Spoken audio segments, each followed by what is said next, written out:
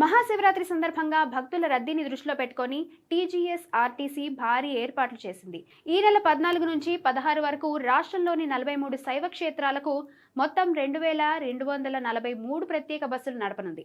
ఇందులో శ్రీశైలానికి అత్యధికంగా 781 సర్వీసులు, వేములవాడకు 416, ఏడుపాయలకు 249, కీసరగుట్టకు 326, వేలాలకు 127, కాళేశ్వరానికి 71 బస్సులు ఏర్పాటు చేశారు. గత ఏడాదితో పోలిస్తే ఈసారి 208 బస్సులు అదనంగా నడపడం విశేషం.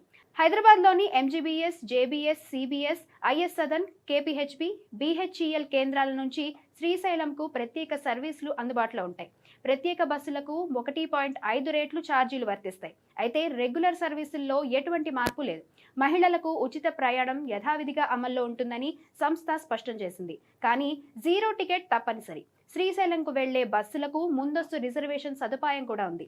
భక్తులకు ఎలాంటి అసౌకర్యం లేకుండా షామియానాలు, తాగునీరు, సమాచార కేంద్రాలు ఏర్పాటు చేస్తున్నారు. శివభక్తులు సౌకర్యవంతంగా క్షేత్రాలకు చేరుకునేలా ఆర్టీసీ పూర్తి స్థాయిలో సిద్ధమైంది.